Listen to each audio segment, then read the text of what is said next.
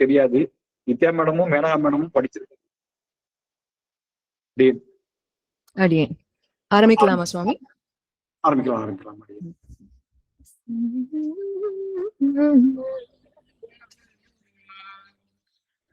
ஸ்ரீசைலேஷதயாபாத்ரம் தீபக்த்யாதி குணார்ணவம் யதீந்திரப்ரவணம் வந்தே ரம்யஜாமாதரம் முனிம் ஸ்ரீமத்கௌஷிகவார்தீந்தும் ஷீலாதிகுணசாகரம் ஸ்ரீமத்கணார்ய சத்புத்திரம் வரதார்யம் அஹம் பஜே. பல்லாண்டு பல்லாண்டு பல்லாண்டு பல்லாண்டு பல்லாயிரத்தாண்டு பல கோடி நூறாயிரம். பல்லாண்டு பல்லாண்டு பல்லாண்டு பல்லாண்டு பல்லாயிரத்தாண்டு பல கோடி நூறாயிரம். மல்லாண்டதில் தோள் மணிவண்ணா மல்லாண்டதில் தோள் மணிவண்ணா உன் சேவடி செவ்வி திருகாப்பு. மல்லாண்டதில் தோள் மணிவண்ணா உன் சேவடி செவ்வி திருகாப்பு. அடியோமோடும் நின்னோடும் பிரிவின்றியாயிரம் பல்லாண்டு வடிவாய் நீள் வலமார்பினில் வாழ்கின்ற மங்கையும் பல்லாண்டு.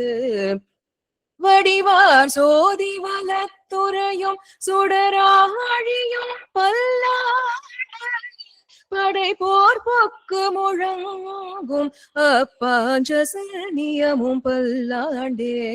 படை போர் பொக்கு முழங்கும் அப்பாஞ்சசனியமும் பல்லாண்டே.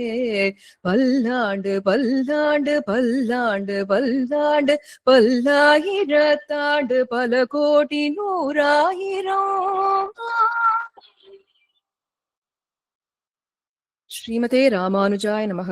ஸ்ரீமத் வரவர முனையே நமக. ஸ்ரீ பாலதன்வி குரவே நமக. ஆழ்வார்கள் வாழி அருளிச் செயல் வாழி. ஸ்ரீயப்பதியான சர்வேஸ்வரனுடைய நிருஹேது கிருபையினாலே மயர்வர மதிநலம் அருளப்பெற்ற ஆழ்வார்கள் அருளிச் செய்த 4000 திவ்ய பிரபந்தத்தை நமக்கு வகுத்து கொடுத்த சுவாமி நாதமுனிகள் அவர் முதலிலே நமக்கு காட்டிய இந்த திருப்பல்லாண்டு பிரபந்தத்திலே நாம் எம்பெருமானை கொண்டாடக்கூடிய முதல் திருநாமம் இந்த மணிவண்ணா அப்படிங்கிற திருநாமம்.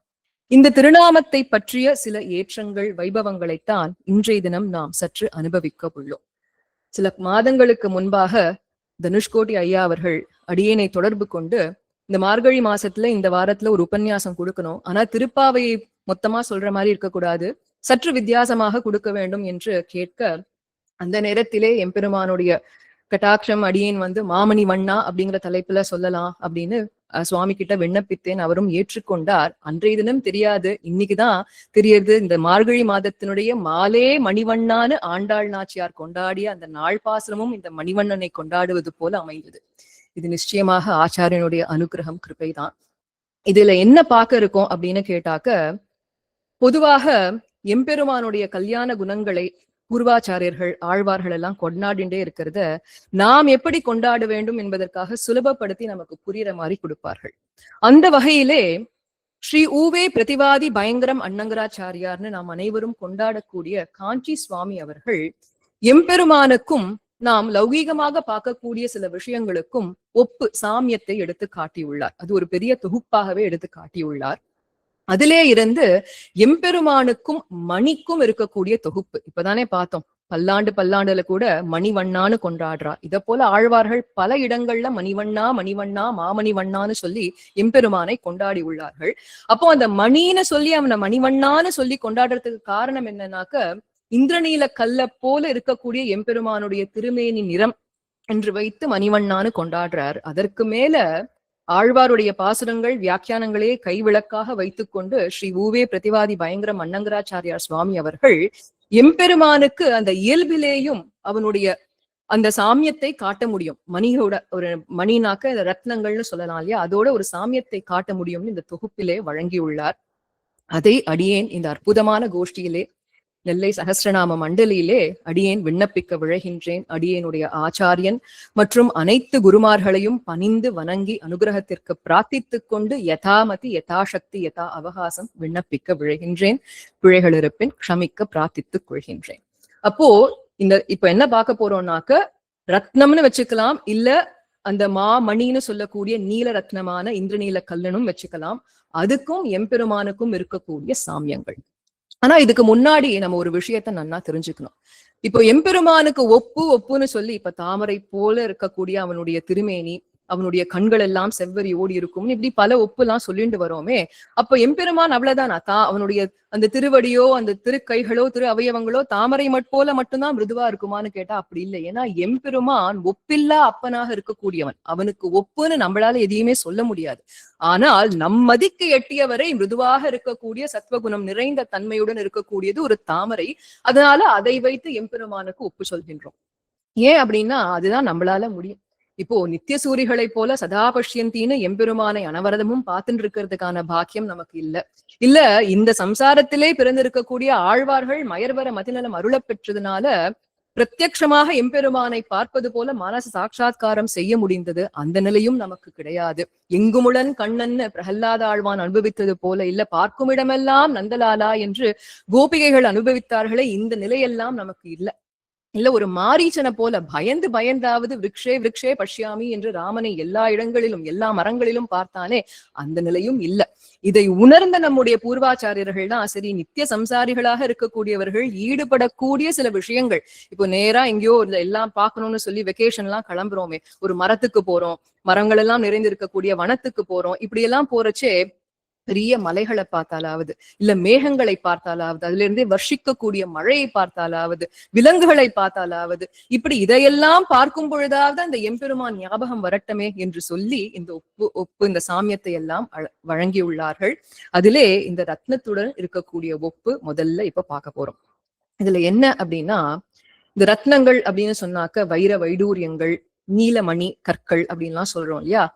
இதெல்லாத்துக்கும் ரத்னம் அப்படின்னு ஏன் நம்ம சொல்றோம்? மற்றைய கல் போலத்தானே இருக்கு இது. ஆனா மத்த கல்லுக்கும் இந்த கல்லுக்கும் என்ன வேறுபாடு அப்படின்னு கேட்டா, இந்த ரத்னங்களிலே ஒளி இருக்கு. ஒளினாக்க அந்த பிரைட்னஸ், கிளாரிட்டி அப்படின்லாம் சொல்றாளே இந்த காலத்துல, டோன் பார்த்து வாங்கணும் அப்படின்னு எல்லாம் சொல்றா இல்லையா. அப்படி அந்த ரத்னத்திலே ஒளி இருக்கின்றது. அந்த ரத்னத்தில் இருக்கக்கூடிய ஒளியையும் அந்த ரத்னத்தையும் பிரிக்கவே முடியாது. இன்செப்பரபிள், எப்பொழுதுமே சேர்ந்து இருக்கக்கூடியது. அத போல முதல் சாமியம் என்னன்னு கேட்டா, எப்படி ஒரு ரத்னத்தையும் அதனுடைய ஒளியையும் பிரிக்கவே முடியாதோ அதே போல எம்பெருமானையும் பிராட்டியையும் பிரிக்கவே முடியாது. எம்பெருமானும் பிராட்டியை விட்டிரான் என்பதுதான் முதல் சாமியமாக காட்டப்பட்டது. இந்த சாமியத்துக்கு பல படிகளாக பிரமாணங்களும் எடுத்து காட்டுகின்றார். எங்க இருந்துனாக்க வேதத்திலே இருந்து கூட பிரமாணங்கள், அதற்கு மேல எம்பெருமான் சாக்ஷாத் அவனுடைய திருவாக்காக பாஞ்சரார்த்த ஆகமத்திலே நமக்கு அருளி செய்தது. व्यूहेषु च एव सर्वेषु विभवेषु च सर्वशः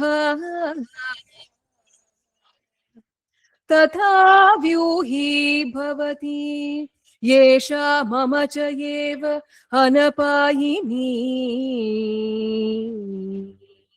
என்று எம்பெருமானுடைய திருவாக்கு. நாம் அனைவரும் அறிந்தது, எம்பெருமான் 5 நிலைகளிலே நமக்காக சேவை சாதிக்கின்றான். பர, வியூக, விபவ, அந்தர்யாமி மற்றும் அர்ச்சை. இதிலே நித்திய விபூதின்னு சொல்லக்கூடிய அந்த பரமபதத்திலே பரமபத நாதனாக அவன் நமக்கு சேவை சாதிக்கின்றான். அடுத்து லீலா விபூதியில் இருக்கக்கூடியதுதான் திருப்பார்கடல் வியூகம்னு சொல்றோம். அதற்கு மேல ராமகிருஷ்ணாதி அவதாரங்களை எடுத்துக்கொண்டு நம்மிடையே திரு அவதாரம் செய்கின்றானே விபவ அவதாரங்கள் சொல்றோம். அதற்கு மேல நம்முடைய கிரகங்கள் மற்றும் ஆலயங்களிலே எம்பெருமான் எழுந்தருளிருக்கக்கூடிய நிலைதான் அர்ச்சாவதாரம். இதற்கு மேல அந்தர்யாமியாக அவன் அனைத்து ஜீவாத்மாக்குள்ளையும் இருக்கின்றான். இதுல இவர் என்ன சொல்றாருன்னு கேட்டா, இந்த ஸ்லோக மூலமாக என்ன தெரியுது நமக்குன்னு கேட்டாக்க, எம்பெருமான் அந்த வியூக வாசுதேவனாக இருந்தாலும் சரி, இல்ல ராமகிருஷ்ணாதி அவதாரங்களை எடுத்துக்கொண்டு நம்மிடையே வந்தாலும் சரி, ததா வியூகி என்று அந்த திரு தேவியாராக இருக்கக்கூடிய மகாலட்சுமி அவள்தான் ஏஷ மமச்ச ஏவ அனபாயினி என்று என்னுடன் பிரிவே இல்லாமல் என்னுடன் அவளும் திரு அவதாரம் செய்து நான் செய்யக்கூடிய லீலைகள் அனைத்துக்கும் சகாயம் செய்கின்றாள் என்று எம்பெருமானுடைய வாக்கு பாஞ்சரார்த்தத்திலே. அப்போ இதுல இருந்து என்ன தெரியுது? எம்பெருமானையும் பிராட்டியும் நம்மால் பிரிக்கவே முடியாது. அதற்கு மேலாக ஸ்ரீ விஷ்ணு புராணம், அதுல என்ன கிடைக்கிறது? பராசர மகரிஷி அருளியது, ஏவம் யதா ஜகத் சுவாமி தேவதேவோ ஜனார்தனஹ அவதாரம் கரோத்யேஷः ததா ஸ்ரீர்தத் சஹாயினி ராகவத்வேஹ பவத் சீதா ருக்மிணீ கிருஷ்ண ஜன்மனி அன்யேஷு ச அவதாரேஷு விஷ்ணுர்யேஷா சஹாயினி என்று தெளிவாக எம்பெருமான் விபவ அவதாரங்களை எடுக்கும் பொழுது சாக்ஷாத் ஜெகத் அனைத்துக்கும் சுவாமியாக இருக்கக்கூடிய தேவனாக இருக்கக்கூடிய ஜனார்தனன் திரு அவதாரங்களை எடுக்கும் பொழுது அவன் வாமனனாக பிறந்தாள். இவள் பத்மா என்று கமலான தாமரையிலே இருந்து மலர்பவளாக இருக்கின்றாள். அதே போல அவன் பார்கவோ ராமானு பரசுராமனாக திரு அவதாரம் செய்தாள். இவள் தரணியாக அவதரிக்கிறாள்.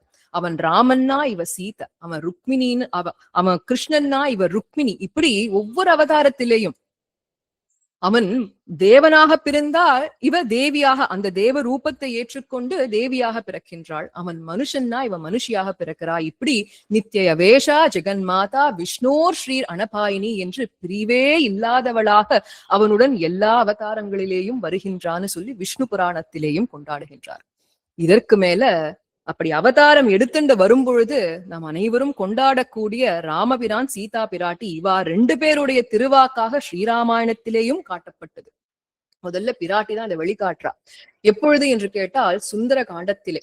அப்போ ராவணனுக்கு உபதேசம் செய்கின்றாள் பிராட்டி. அவனையும் எப்படியாவது திருத்த வேண்டுமே, மித்திரம் ஔபைகம் கர்த்தும் அப்படின்னு சொல்லி ராமனோட நண்பனாவது பேரை சொல்லிட்டு போடா, இப்படி புத்தி கெட்டு இருக்காதுன்னு சொல்லி அவனுக்கு இந்த உபதேசங்கள் எல்லாம் செய்யும் பொழுது அவ சொல்லக்கூடிய வார்த்தைகள் ந சக்யா லோபயித்தும் அப்படிங்கிறா.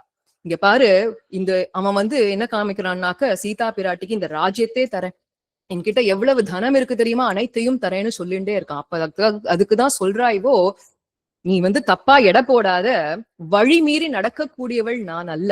அதுதான் ந சக்யா லோபயித்தும் அகம். அதற்கு மேல அனன்யா ராகவேணாகம் பாஸ்கரேன பிரபாயதா என்றாள். அனன்யானாக்க வேறானவள் அல்ல, எம்பெருமான் ராமபிரானவன் என்னுடன் இருந்து தனிப்பட்டவன் கிடையாது. ராமன் சீதை எப்பொழுதும் சேர்ந்தே தான். அப்படி இருக்கும் பொழுது அவன் சூரியன்னா நான் சூரிய கதிராக இருக்கக்கூடியவள். அதனால எங்களை பிரிக்க முடியும். நான் உன்னுடைய இந்த நீ காட்டக்கூடிய அனைத்து ஆசை இது எல்லாத்துக்கும் நான் கீழே பணிஞ்சுடுவேன்னு நினைக்காத. அப்படி ஆசைப்படக்கூடியவள் நான் அல்ல, நான் அவனை விட்டு பிரிய மாட்டேன் என்று அவள் வெளிப்படையாக காட்டிய இடம் இது. அனன்யா ராகவேணாகம் பாஸ்கரேன பிரபாயதா என்று. இதை அப்படியே அடியொட்டி ராமபிரானும் யுத்த காண்டத்திலே சொல்கின்றார். எப்போனாக்க அக்னி சாட்சியாக அக்னி பரீட்சையெல்லாம் முடிந்த பின்பு அக்னிதேவன் சிறையிருந்தவள் ஏற்றத்தை சொல்லிக் கொண்டு ஒப்படைக்கும் பொழுது ராமபிரான் சொல்லக்கூடிய வார்த்தை அனன்யாகி மயா சீதா பாஸ்கரேன பிரபாயதா என்று. என்னையும் அவளையும் பிரிக்கவே முடியாது, சேர்ந்தே இருக்கக்கூடியவர்கள். அவனும் அதே வார்த்தையை சொல்றான் கேளுங்க. நான் சூரியன்னா அவ சூரிய கதிராக இருக்கக்கூடியவள், இயம் சுபா மங்களகரமாக இருக்கக்கூடியவள், ந அர்ஹதி ஐஸ்வர்யம் ராவண அந்தபுரே என்று.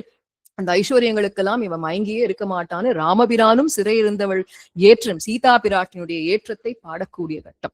அப்போ இது 2த்துல இருந்து நமக்கு ரொம்ப ஸ்பஷ்டமாக தெரியுது இவாளை எப்பொழுதும் பிரிக்கவே முடியாது என்று. இதையே சுவாமி ராமானுஜரும் சரணாகதி கத்தியத்திலே முதல் சூர்ணிகையிலே காண்பிக்கிறார். பத்மவனாலயாம் பகவதீம் ஸ்ரீயம் தேவீம் நித்ய அனபாயினீம் என்று. இதையே சுவாமி தேசிகனும் அற்புதமாக பிரணய கட்டிதம் தேவி நித்ய அனபாயினின்னு சொல்லி அவரும் ஸ்ரீஸ்துதியில எடுத்து காண்பிக்கிறார் 5வது ஸ்லோகத்திலே. இப்படி பல பிரமாணங்கள் சொல்லிண்டே போகலாம்.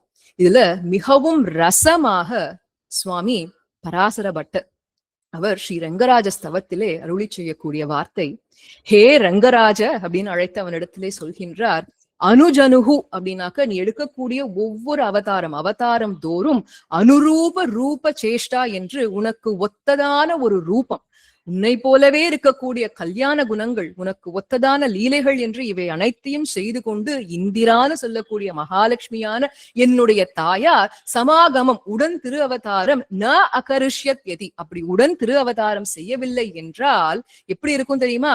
தே நர்ம, உன்னுடைய லீலைகள் அனைத்தும் அவர் ரசம் என்று சுவையற்றதாக இருக்கும், அதுவா அல்லது அப்பிரியம் பவிஷ்ணு என்று வெறுக்கத்தக்கதாகவே இருக்கும்னு சொல்லிட்டார். இது துருவம் அப்படின்னாக்க இது சத்தியம் அப்படிங்கிற.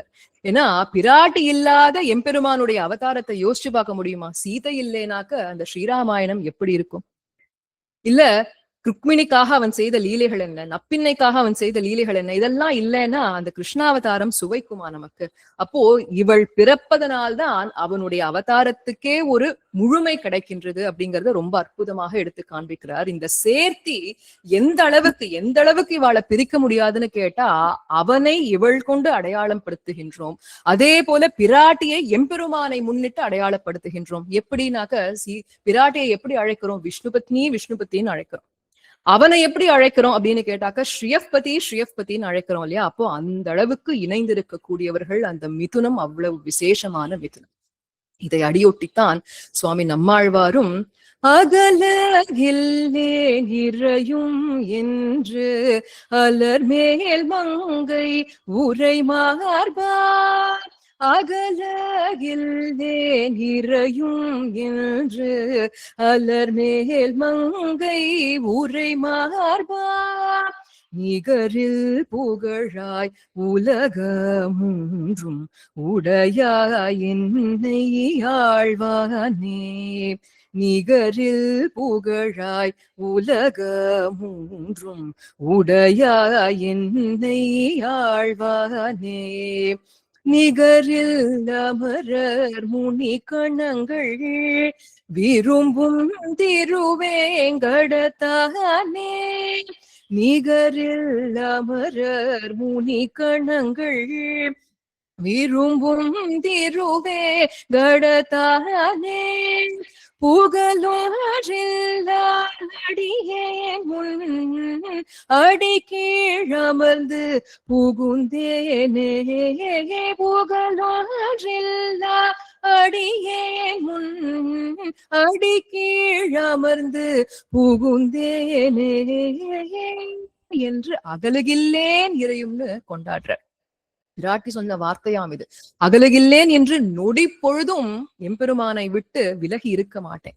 இதற்கு என்ன பலபடியான காரணங்களை சுவாமி நம்பிள்ளை அதி அற்புதமாக ஈட்டு ஸ்ரீ சுக்தியிலே எடுத்து காண்பிக்கிறார். முதல் காரணம் எம்பெருமானுடைய விஷய வைலட்சண்யம், அவனுடைய ஏற்றம் அப்பேற்பட்டு, அதனால அவனை விட்டு அகலகில்லேன் இறையும் என்று அலர்மேல் மங்கை உரைகின்றாள் அந்த திருமார்பிலே. அடுத்த காரணம் என்னன்னு கேட்டா, நமக்காக. ஏன்னா இந்த ஜெகத் மாதாக்கும் ஜெகத் பிதாக்கும் இருக்கக்கூடிய பிள்ளைகள் நாம். இந்த ஜீவாத்மா எப்பேற்பட்டதுனாக்க அபராதங்களுக்கே இருப்பிடமாக இருக்கக்கூடிய இந்த ஜீவாத்மா. அப்பேற்பட்ட இந்த ஜீவாத்மா திடீர்னு ஒரு நாள் அவனுடைய கிருபையினாலே ஒரு ஞான வைராகியம் பிறந்து சரணாகதி செய்ய வேண்டும் என்று நேரா கிளம்பி எம்பெருமான் இடத்திலே போனா, எம்பெருமான் எப்பேற்பட்டவன்? ஸ்வதந்திரன், சுவாமி. என்னடா இவ்வளவு தப்பு பண்ணிட்டு என் முன்னாடி எவ்வளவு தைரியமா வந்து நிக்கிறேன்னு சொல்லி நம்மளை தண்டிக்க கூடும் எம்பெருமான். அப்படி நம்மை தண்டிக்காமல் நாம் சரணம் புகும் பொழுது நம்மை ஏற்று நமக்கு உஜ்ஜீவனத்தை அளிக்க வேண்டும் என்பதற்காக பிராட்டி அங்கே உரைகின்றாள். காரணம் என்னன்னா, இவளுக்கு என்ன திருநாமம்? நாகஸ்டின் நாபராத்தியத்தினே இவளுக்கு திருநாமத்தை சொல்லிடலாம். பாப்பானாம்பா சுபானாமான்னு அவளுடைய சரம ஸ்லோகத்துல என்ன காண்பிக்கிறானாக்க, லோகத்துல யாருதான் தப்பு பண்ணல, எல்லாரும் தப்பு பண்ணிருக்கா. நம்ம குழந்தை மனம் மாறி வந்திருக்கானே, இப்போ சரணாகதின்னு வந்திருக்கானே, அவனை இப்பொழுதே ஏற்றுக்கொள்ள வேண்டும் அப்படிங்கிறதுக்காக. ஏன்னா இந்த ஜீவாத்மா எப்ப வேணா வரலாமே. அப்படி வரும்பொழுது பிராட்டி பக்கத்துல இல்லைன்னா சுவாமி தண்டிச்சுட்டானா?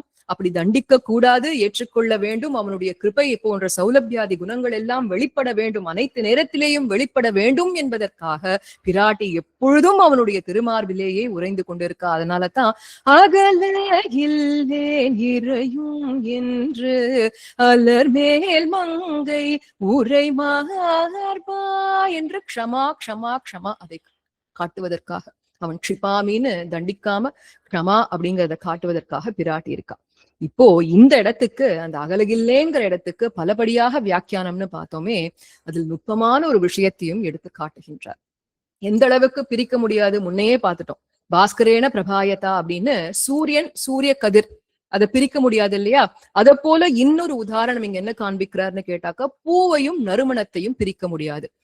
கரெக்ட் தானே அது. ஏன்னா நறுமணம் வாசனையே இல்லாத பூவை யாரான போய் வாங்குவாளா? பூனே சொல்ல மாட்டோம் நம்ம சொல்ல போனா. அப்போ சூரிய கதிரை பிரிக்க முடியாது, பூவையும் நறுமணத்தையும் பிரிக்க முடியாத அளவுக்கு இணைந்திருக்க கூடியவர்கள்னு சொல்றாளே. இதுல என்ன நுட்பம்னு கேட்டா, அந்த சூரியன் தான் தன்னுடைய கதிர்களுக்கு ஆதாரமாக இருக்கின்றது இல்லையா?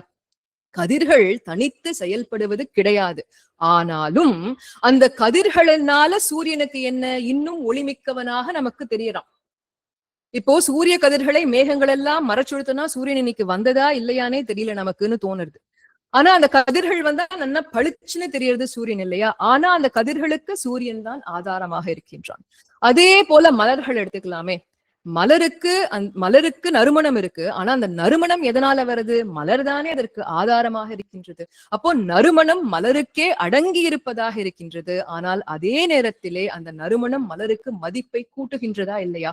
இத போல இருக்கக்கூடியவள் தான் பிராட்டி. எப்படின்னா எம்பெருமான் ஸ்வதந்திரன், பிராட்டி அவனை ஆதாரமாக கொண்டிருக்கக்கூடியவள், அவனுக்கே பரதந்திரப்பட்டு இருக்கக்கூடியவள். அப்பேற்பட்ட அந்த பிராட்டியினாலே எப்படி சூரிய கதிர்னாலேயும் மலரினுடைய நறுமணத்தினாலேயும் சூரியனுக்கும் அந்த மலருக்கும் பெருமை சேருகின்றதோ அதை போல பிராட்டியினாலே எம்பெருமானுக்கு பெருமை கூடுகின்றதாம். இதுதான் நம்முடைய அடுத்த உபமானம். முதல் உபமானம் என்ன பார்த்தோம்? எப்படி ஒரு ரத்னத்திலிருந்து அதனுடைய ஒளியை பிரிக்க முடியாதோ அதே போல எம்பெருமானையும் பிராட்டியும் எந்த காலத்திலேயும் பிரிக்கவே முடியாது. எப்படி ஒரு ரத்னத்துக்கு அந்த ஒளியினாலே மதிப்பு அதிகரிக்கின்றதோ, நல்ல பளபளான்னு இருந்தா வைரம் நல்ல மதிப்புன்னு சொல்றோம். நல்ல பளபளான்னு நீலமணிக்கல் இந்த மாசுமே இல்லாம இருந்தா அதற்கு மதிப்பு அதிகம்னு சொல்றோம் இல்லையா? அத போல அந்த ஒளிமிக்க பிராட்டினாலே எம்பெருமானுக்கு பெருமை கூடுகின்றது அப்படிங்கிறதுதான் நம்ம அடுத்து பார்க்கக்கூடிய சாமியம். அவள் சம்பந்தத்தினாலே இவனுக்கு ஏற்றம் அப்படிங்கிற சாமியம். இப்போ திருப்பாவை அப்படிங்கிறதுனால திருப்பாவையிலே எந்த இடத்துல ஸ்பஷ்டமா காட்டப்பட்டிருக்குன்னு கேட்டாக்க, ஆறாயிரப்படியினுடைய வியாக்கியானத்திலே காட்டுகின்றாள். நப்பின்னை பிராட்டியை எழுப்பும் பொழுது திருவே துயிலெழாய் அப்படின்னு எழுப்புறா இல்லையா? அந்த திருவேங்கிற இடத்துக்கு வியாக்கியானம் விடும் பொழுது சுவாமி அழகிய மணவாள பெருமாள் நாயனார் அவர்கள் உதார வாக்குகள் ஆகின்றார் திருமங்கை ஆழ்வாரும் ஆளவந்தாரும் ஆழ்வானும் பட்டரும் என்று அருளி செய்தார். எதற்காக இப்படி சொன்னானா, எம்பெருமானுடைய பெருமையை பாட வந்த இவர்கள் எம்பெருமானுக்கு அந்த பெருமையெல்லாம் பிராட்டியை முன்னிட்டே என்று பாடி வைத்தார்கள். அதனால இந்த ஏற்றம். என்ன பாடினார்? திருமங்கையாழ்வார் என்ன சொல்றார்? திருவுக்கும் திருவாகிய செல்வா அப்படிங்கிறார். நமக்கு பிராட்டி தான் லக்ஷ்மி, லக்ஷ்மிகரமாக இருக்கக்கூடியவள், அனைத்து நல்லதையும் நமக்கு கொடுக்கக்கூடியவள், தனத்துக்கு இருப்பிடம்னு சொல்றோம். She is the goddess of virtue அப்படின்னு சொல்றோம் இல்லையா? அப்பேற்பட்ட அந்த லக்ஷ்மிக்கே லக்ஷ்மிகரமாக இருக்கக்கூடியவன் பிராட்டி. அதுதான் திருவுக்கும் திருவாகிய செல்வான்னு கொண்டாடுற. இதையே ஸ்ரீ பராசர பட்டரும் ஸ்ரீயஹா ஸ்ரீஹி ஸ்ரீரங்கேஷயாங்கிறார். அதே போலதான் சுவாமி ஆளவந்தாராகட்டும் ஸ்ரீஹி ஸ்ரீயம்னு சொல்லி கொண்டாடுற. இதெல்லாம் எதை காண்பிக்கிறது? எம்பெருமான், அதாவது பிராட்டிக்கே லக்ஷ்மிகரமாக சம்பத்தை கொடுக்கக்கூடியவனாக இருக்கக்கூடிய எம்பெருமானே அப்படின்னு சொல்லி கொண்டாடுறான். இது எப்படி அப்படின்னாக்க, ஸ்ரீராமாயணத்திலே ஒரு கட்டம், மாரீச்சன் கிட்ட ராவணன் வந்து எனக்கு நீ உதவி பண்ண வேண்டும், சீதையை நான் அபகரிக்க வேண்டும் அப்படின்னு வந்து கேட்டு இருக்கான். நம்ம எல்லாருக்கும் தெரிஞ்ச விஷயம் தானே.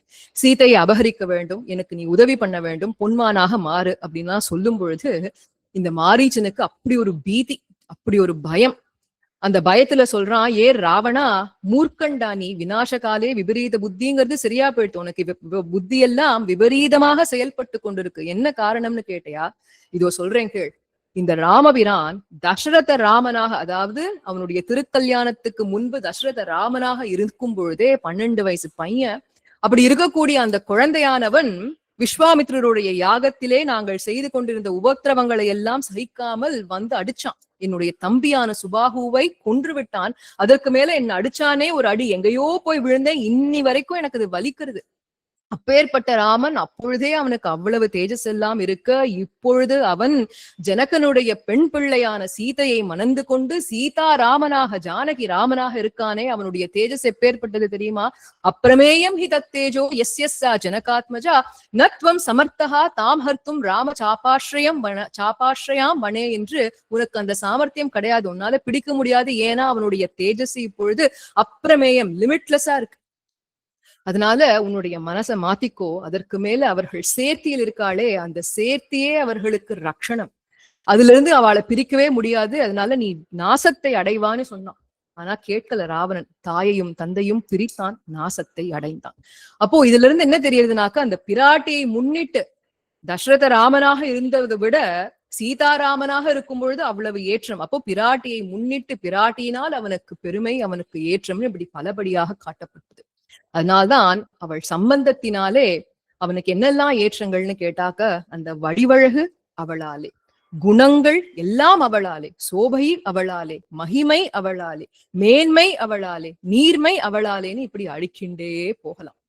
இதை கொண்டாடும் விதமாகத்தான் ஸ்ரீவைகுண்ட ஸ்தவத்திலே சுவாமி கூரத்தாழ்வான் அதி அற்புதமான ஒரு ஸ்லோகத்தை இட்டருளினார். ரொம்ப நுட்பமான ஒரு விஷயத்தையும் காட்டினார். அதை இப்பொழுது நாம் அனுபவிக்கலாம். யஸ்யாஹ கடாக்ஷணம் அனுக்ஷணம் ஈஸ்வராணா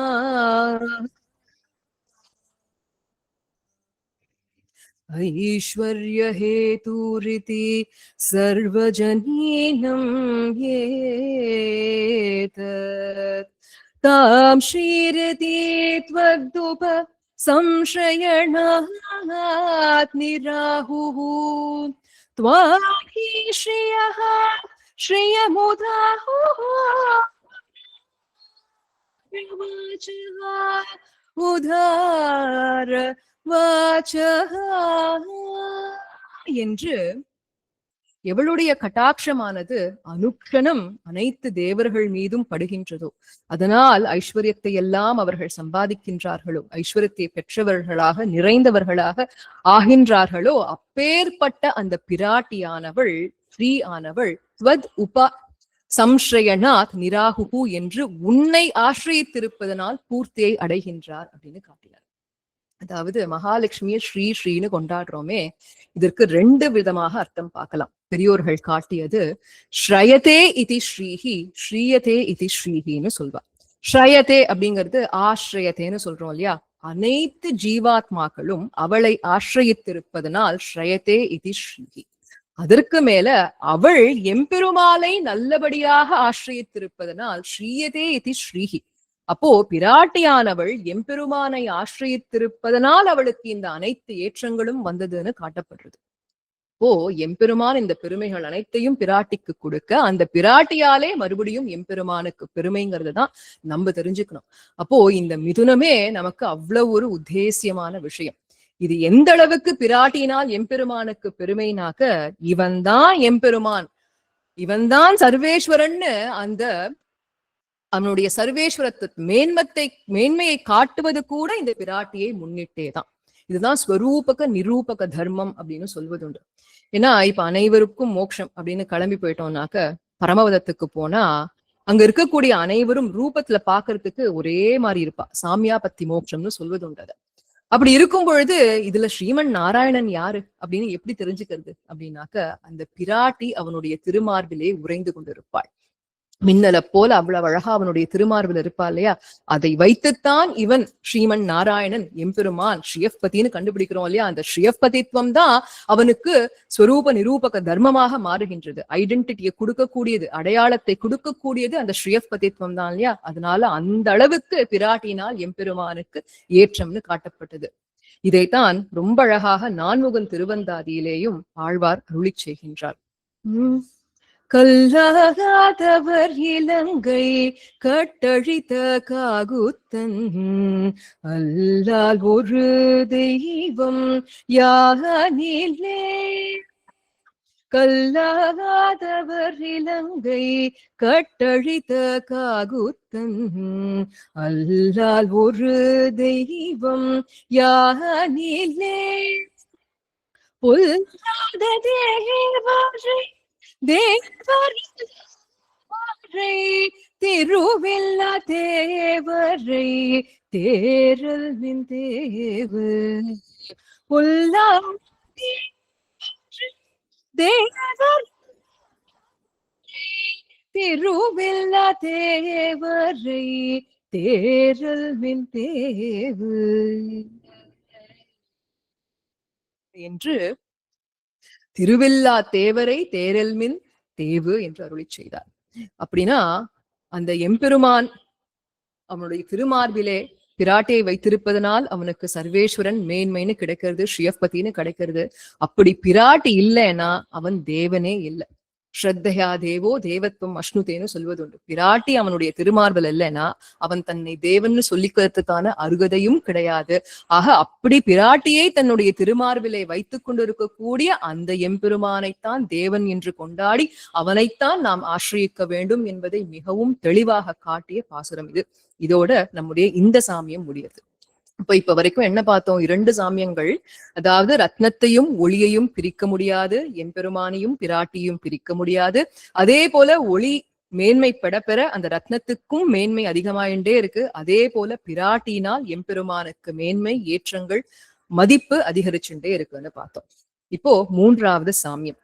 இப்போ அனைத்து ரத்னங்களும் அனைத்து காலத்திலேயும் பளபளன்னு பிரகாசிக்கிறதே இல்லை. பொதுவாக வைரமே சொல்வதுண்டு. இப்படி வைரத்தோடு வாங்கி போட்டு இருக்கோம்னா தண்ணி பட நாளடைவுல நல்ல பிரகாசமாகும்னு சொல்வா. அப்போ முதல்ல கொஞ்சம் மங்கலா தெரியும், அப்புறமா நல்லா பிரகாசமா இருக்கும் இல்லையா? அப்போ எப்படி ரத்னத்திலே ஒளி சில நேரம் மங்கி இருக்கும், சில நேரம் பிரகாசமாக இருக்குமோ, அதே போல இந்த பிராட்டி தானே ஒளின்னு பார்த்தோம். அந்த பிராட்டியானவள் எம்பெருமானுடன் இருக்கும் பொழுது சில நேரம் நல்ல வெளிப்படையாக தெரிவாள், சில நேரங்களிலே அப்படி மறைமுகமாக ஞானிகளுடைய கண்களுக்கு மட்டுமே புலம்படும்படியாகவும் இருப்பாள்.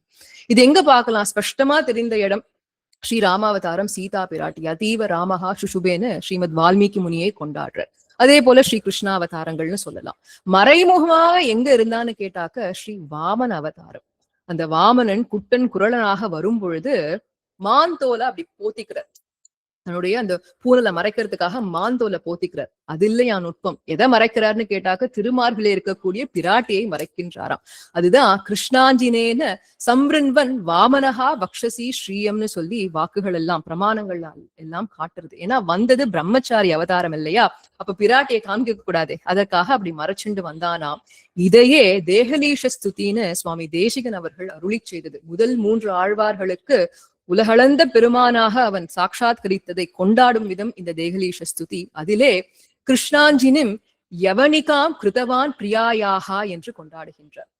அதிலே அந்த யவனிகானாக்க ஸ்கிரீன் கர்டன்னு சொல்றான். அத போல இந்த மாந்தோலை போற்றி கொண்டு வந்தான்னு. அப்போ இந்த இடத்துல பிராட்டியானவள் ஸ்பஷ்டமா கண்ணுக்கு புலப்படல, ஆனாலும் கூடயே இருக்கா. அதுதான் நம்ம தெரிஞ்சுக்கணும். பிரிவுங்கிறது கிடையாது, மறைமுகமாக அங்கே பிராட்டி இருக்கின்றாள் என்று காட்டப்பட்டது. இது 3வது உபமானம். அடுத்தது, இந்த ரத்னம் எல்லாம் நமக்கு எங்க கிடைக்கும்? பொதுவாக சமுத்திரத்துக்கே ரத்னாகரம்னு ஒரு பேரு. எல்லா ரத்னங்கள், எமரால்டு எல்லாம் எங்க, கோரல் எல்லாம் இன்னும் எங்க இருந்து கிடைக்கிறது, முத்தெல்லாம் எங்க இருந்து கிடைக்கிறது? இந்த மாதிரி விலையுயர்ந்த கற்கள் எல்லாம் அந்த கடலினுடைய ஆழத்தில இருந்து கிடைக்கின்றது. இப்போ சமுத்திரத்துல இருந்து கிடைக்கிறது. இன்னொரு இடம் எதுன்னு கேட்டாக்க மலையினுடைய உச்சியிலே இருந்து கிடைக்கிறது. மலையில கூட ரத்னம் கிடைக்குமா அப்படின்னு கேட்டா முதல் திருவந்தாதியிலே பொய்கை ஆழ்வார் கொண்டாடுற. ஊரும் வரியரவம் உன் குரவர் மால் யானை, ஊரும் வரியரவம் உன் குரவர் மால் யானை, பேரெறிந்த பேரு மணியை காருடை மின் என்ற போற்றட கடமே அசுரர் மின் என்ற போர்த்தடையோ கடமை வேல சூரர் என்று தீடும் என்று ஊரும் வரியரவும் உன் குரவர் மால் யானை. அந்த குரவர்கள் கிட்ட இருந்து ஆரம்பிக்கிறார் இந்த கதைய. அதாவது திருமலையில இருக்கக்கூடிய குரவர்கள் எல்லாம் நித்தியசூரிகளுக்கு சமமா. ஏன்னா திருவேங்கடம் என்பது எப்பேற்பட்டது? திருவேங்கடம் என்னும் எம்பெருமான் பொன்மலையில் ஏதேனும் ஆவேனே என்று ஆழ்வார்கள் எல்லாம் பாரிக்கக்கூடிய இடம். பரமபதத்துக்கு சமமான இடம் அந்த திருமலை. அப்பேற்பட்ட அந்த திருமலையை எப்பேற்பட்டதுனாக்க இந்த குரவர்கள், விலங்குகள், தேவர்கள் எல்லாரும் வந்து எம்பெருமான் ஆசிரியிக்கிறா இல்லையா? அதுலயும் நித்தியசூரிகள் எல்லாம் எப்படின்னு கேட்டாக்க பரமபதம் தான் அவர்களுக்கு நிலையான இடம். அந்த பரமபதத்தை விட்டு ஒரு க்ஷணம் இந்த பக்கம் அந்த பக்கம் வரதில்லையே, அதை போல இந்த குரவர்களும் திருமலையில இருக்கக்கூடிய எம்பெருமான் அந்த திருமலையை விட்டு கீழே வரமாட்டாளாம். திருமலையே தனக்கு பரமபதமாக கொண்டிருப்பதனால் நித்திய சூரிகளுக்கு சமமாக, எப்படி நித்திய சூரிகளுக்கு பரமபதமோ இந்த திருமலையில் இருக்கக்கூடிய குறவர்களும் திருமலையை விட்டு வராததனால் அவர்களுக்கு நித்திய சூரிகளுக்கான சமம்னு சொல்லி காண்பிக்கிறார். அப்பேற்பட்ட அந்த குறவர்கள் எல்லாம் என்ன பண்ணுவா அப்படின்னாக்க, வயலெல்லாம் இருக்கும் அவளுக்கு, நெல்லெல்லாம் வளர்த்துட்டு இருப்பான் இல்லையா, புனம் அப்படின்னு சொல்லுவோம். அந்த புனத்தை காப்பதற்காக, இல்லாட்டி யானையெல்லாம் பட்டி மேய்ந்து விடும். அப்படி யானையெல்லாம் மேய்க்கும் போது அதை காக்க வேண்டும் என்பதற்காக கல்லை தூக்கி எறிஞ்சு போன்னு விரட்டுறா. அதற்கு எந்த கல்லை தூக்கி எறியறான்னு கேட்டாக்க இந்த ரத்னங்களை தூக்கி எறிவாளாம். அப்போ யானையை பாக்குறதுக்கு ஒரு பெரிய மேகமாட்டம் இருக்கு, அதுல இந்த ரத்னத்தை எல்லாம் தூக்கி எறிய அது மின்னல் ஒளிய போல அப்படி வருது. இத பார்த்து திருமலையில இருக்கக்கூடிய மலைப்பாம்புகள் எல்லாம் பிரமித்து பயந்து தன்னோட புத்துக்குள்ள ஓடி போய் ஒளிஞ்சுக்கிறதாம். அப்பேற்பட்ட திருமலை என்று இங்கே கொண்டாடுகின்றார். ஏன்னா ஆழ்வார்கள் எல்லாம் எம்பெருமானை கொண்டாடுவது போலவே அவன் சம்பந்தப்பட்ட அனைத்து விஷயங்களையும் கொண்டாடுவார். அப்போ இதுல இருந்து திருமலை போன்ற மலைகளிலே ரத்னம் இருக்குன்னு தெரியுது. அப்போ பொதுவாக ரத்னங்கள் கடலுக்குள்ளிருந்து கிடைக்கிறது, மலையிலிருந்து கிடைக்கிறதுன்னு பாக்குறோம். அத போல நம்முடைய எம்பெருமானும் சமுத்திரமான திருப்பார்கடலிலே நமக்கு கிடைக்கின்றான். பரமநடி அப்படின்னு தானே ஆண்டாள் நாச்சியார் கொண்டாடுறா. அப்படி திருப்பார்கடலிலே கிடைக்கின்றான். மலைன்னு பார்த்தா எவ்வளவு திவ்ய தேசங்கள் எம்பெருமான் மலையிலே எழுந்தருளி இருப்பது. திருமலை, திருமாலிருஞ்சோலை, திருநீர்மலை, திருக்கடிகை, திருபத்ரிகாசிரமம், முக்திநாத், ஸ்வேதகிரின்னு சொல்லக்கூடிய அதே போல ஹஸ்தகிரி, அதே போல திருநாராயணபுரம் என்ன, திருக்குறுங்குடி என்ன, இதே போல கண்டம் என்னும் கடிநகர்னு சொல்லக்கூடிய தேவப்பிரயாக், அகோபிலம், இப்படி எவ்வளவோ இடங்கள்ல மலை மேல் நிற்பாய் கடல் சேர்ப்பாய் என்று இந்த அனைத்து இடங்களிலேயும் எம்பெருமான் எழுந்தருளி இருக்கின்றான். இதைத்தானே நம்ம மங்கள ஸ்லோகத்திலையும் கொண்டாடுறோம். ஸ்ரீரங்க மங்கள நிதிம் அப்படின்னு ஒரு பாடம் உண்டு. இன்னொரு பாடம் ஸ்ரீரங்க மங்களமணிம் கருணா நிவாசம் ஸ்ரீவேங்கடாத்ரி சிகராலய காடமேகோ ஸ்ரீஹஸ்திசைல சிகரோஜ்வல பாரிஜாதோ ஸ்ரீஷம் நமாமி சிரசா யதுஷைல தீபம்.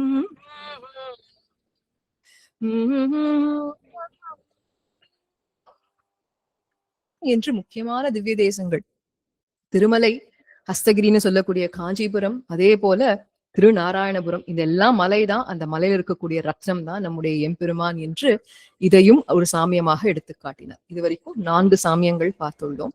அடுத்தது இந்த ரத்னம் எல்லாம் சில நேரங்கள்ல எப்படி இருக்கும்னாக்க கண்ணுக்கு புலப்படாம அப்படி இந்த சேத்தோட மண்ணோட கலந்து இருக்கும் இல்லையா. ரத்னம் சேற்றுல கிடைக்கிறதுக்கான வாய்ப்புகளும் உண்டு.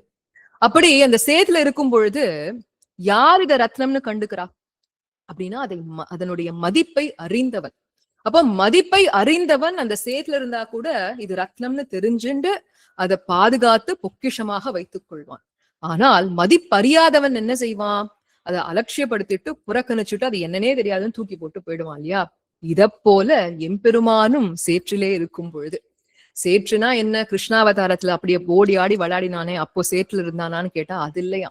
ஆழ்வார்களும் ஆச்சாரியர்களும் சேருன்னு சொல்லக்கூடியது எது தெரியுமா, இந்த சம்சாரத்தை தான். புனரப்பி ஜனனம் புனரப்பி மரணம்னு மாறி மாறி பிரகிருதி சம்பந்தத்தினாலே கர்ம வினையினாலே இப்படி வந்து பிறந்துட்டே இருக்கோமே, இந்த சேற்றை தான் சொல்கின்றார்கள். அப்படி அந்த சேற்றிலே, அதான் இருள் தருவான் ஞாலத்துள் இனி பிறவி யான் வேண்டேன்கிறார் ஆழ்வார். மாயவன் சேற்று, பொய் நிலம் பொய் நின்ற ஞானமும் பொல்லா ஒழுக்கும் அழுக்குடம்பும்னு வந்தாலே இந்த இடமே அப்படியே துர்நாற்றம் வீசக்கூடிய சம்சாரம். அப்போ இந்த சேற்றிலே எம்பெருமான் என்கின்ற ரத்னம் வந்தால் அப்படின்னா, எம்பெருமான் நித்திய விபூதியை விட்டுவிட்டு இந்த லீலா விபூதியான சம்சாரத்துக்கு அவன் திரு அவதாரங்களை செய்து கொண்டு வந்தால் அந்த மதிப்பை அறிந்தவர்கள் அவனை துதிப்பார்கள், பொக்கிஷமாக போற்றுவார்கள்.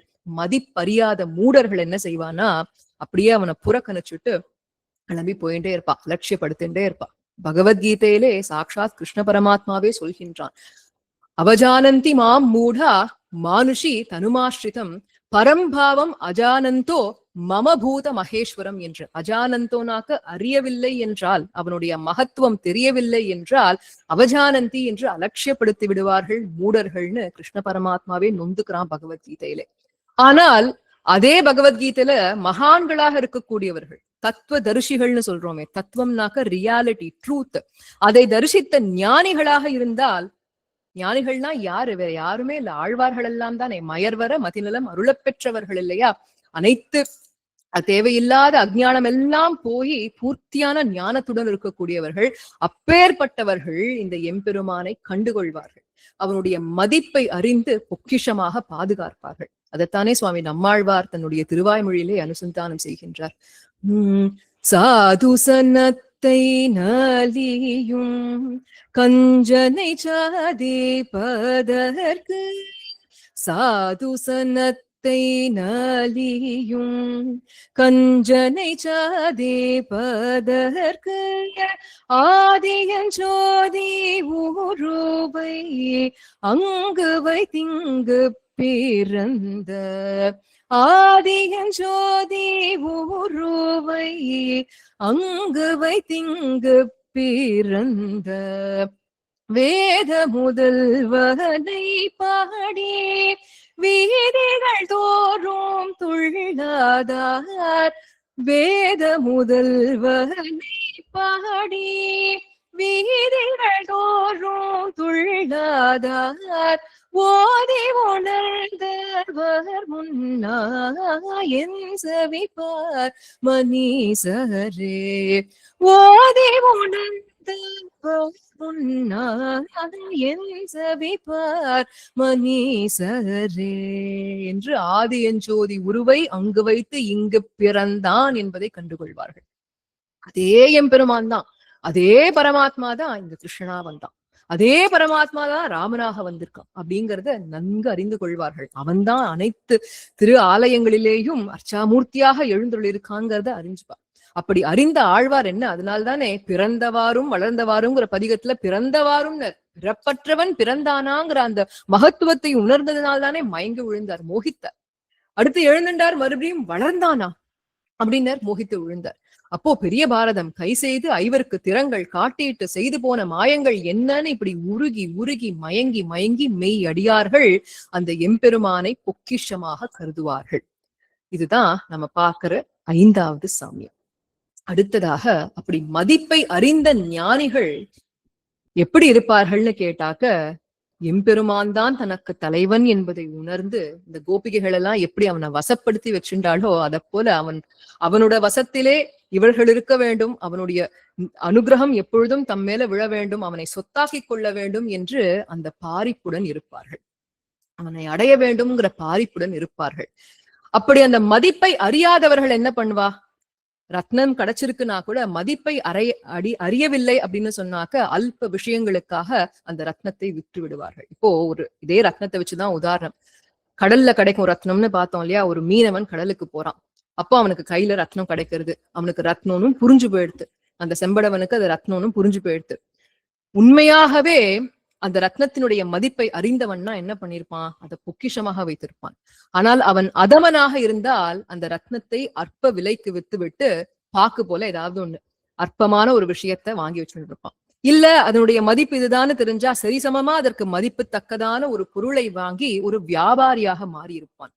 ஆனால் அவனே ஒரு உத்தமனாக, ஒரு ஞானியாக, இந்த இடத்துல உதாரணத்துல ஒரு ராஜகுமாரனாக இருந்தால் என்ன பண்ணுவான், அவனுக்கு இப்படி ஒரு ரத்னம் கிடைக்கிறதுன்னு சொன்னா அதை ஆபரணமாக செய்து தன்மேலே தரித்து கொள்வானா இல்லையா?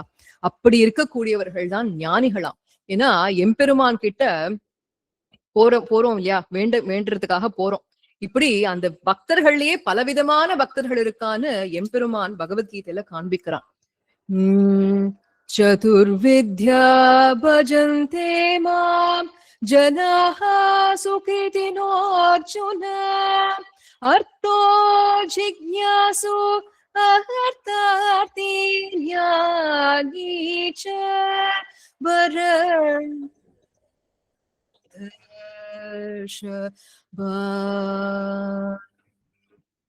எழுவார் விடை கொள்வார் தோழாயானை வழுவா வகை நினைந்து வைகள் தோழுவார் எழுவார் விடை கொள்வார் தோழாயானை வழுவா வகை நினைந்து வைகள் தோழுவார் வினை சுடரை நாந்து வைக்கும் வேங்கடமை வானோ மனச்சுடரை தூண்டும் மலை வினை சுடரை நாடு வைக்கும் வேங்கடமே வானோர் மனச்சுடரை தூண்டும் மலை என்று இப்படி அர்த்தார்த்தி ஆர்த்தி ஜிக்ஞாசு ஞானி எழுவார் விடை கொள்வார் ஈந்துழானையே வழுவா வகை நினைந்திருக்கக்கூடியவர்கள் என்று இப்படி பக்தர்களே வித்தியாசம் உண்டு. சில பேர் எம்பெருமான் கிட்ட எனக்கு இது வேணும், எம்பெருமான் தான் ரத்னம்னு வச்சுக்கோங்க, அந்த ரத்னத்தை வச்சுண்டு தன்னுடைய அந்த சம்சார வாழ்க்கைக்கு தேவையானதையெல்லாம் பூர்த்தி செய்வா. கீழையான ஆசைகள், கல்யாணம் ஆகணும், நல்லா படிக்கணும், என் குழந்தைக்கு கல்யாணம் ஆகணும், இப்படி ஏதோ வேண்டாத சில ஆசைகள், நல்ல கார் வாங்கணும், இப்படின்னு அந்த ரத்னத்தை தப்பாக உபயோகிக்க கூடியவர்கள், இல்ல கீழ் பலன்களுக்காக உபயோகிக்க கூடியவர்கள் இல்லையா. அதை விட அடுத்ததாக இருக்கக்கூடியவர் என்ன பண்ணுவா அப்படின்னு கேட்டாக்க, எனக்கு மோட்சம் வேண்டும் அப்படிங்கிறது. மோட்சம் வேணும்னு எம்பெருமான ஒரு ஒரு ஒரு ஒரு மீன்ஸா யூஸ் பண்றோம் இல்லையா, ஒரு உபாயமாக யூஸ் பண்றோமே, அதுவுமே உண்மையான பிரயோஜனம் இல்லைன்னுட்டா. அதெல்லாம் வியாபாரிகளைப் போல அப்படிங்கிறார்கள் நம்முடைய ஆழ்வார்களும் பூர்வாச்சாரியர்களும். ஏன்னா ஞானியாக இருக்கக்கூடியவன் பக்தி எப்படி செய்வான் எம்பெருமான் கிட்டனாக்க, பக்தி செய்வதே பலனாக செய்வன். இந்த பக்தியை செய்து அவனிடத்திலே இருந்து ஏதாவது ஒண்ணு பெற வேணுங்கிறதுக்காக இல்ல, பக்தி செய்வதே பலன். அதனாலதான் வாசுதேவஹா சர்வம் இதிச்ச மகாத்மா சுதுர்லபகானுட்டார் கிருஷ்ண பரமாத்மா. அப்படி ஞானிகள் கிடைப்பதெல்லாம் ரொம்ப ரொம்ப கஷ்டம் என்று அருளி செய்கின்றார் அவரே பகவத்கீதையில. ஏன்னா ஞானியாக இருக்கக்கூடியவன் அற்ப பலன்களை விரும்பாமல் எம்பெருமானே ரத்னமே எனக்கு நீதான் வேணும்னு கேட்பான். மோட்சத்தை கூட விரும்ப மாட்டார்கள். அதுதானே தொண்டரடிப்பொடி ஆழ்வாரும் திருமாலையில என்ன கேட்கிறார், பச்சை மாமலை போல் மேனி பவளவாய் கமல செங்கன் அச்சுதாமரே ஆயர்த்தம் கொழுந்தே என்னும் இச்சுவை தவிர யான் போய் இந்திர லோக மகளும் அச்சுவை பெறினும் வேண்டேயே அரங்கமானகருளானே இச்சுவை தவிர யான் போய் இந்திர லோக மகளும் அச்சுவை பெறினும் வேண்டேயே அரங்கமானகருளானே என்று இங்க உனக்கு கைங்கரியம் செய்யறது, உனக்கு மங்களாசாசனம் செய்வது, இதுதான் எனக்கு வேண்டும். இந்த இடத்துல அந்த இந்திர லோகம்னு சொல்றதுன்னா சில நேரங்கள்ல அத பரமபதத்துக்கு கூட ஒப்பா சொல்வது உண்டு. அது கூட எனக்கு வேண்டாம்ப்பா, உனக்கு கைங்கரியம் செய்ய வேண்டும் என்கின்றார்.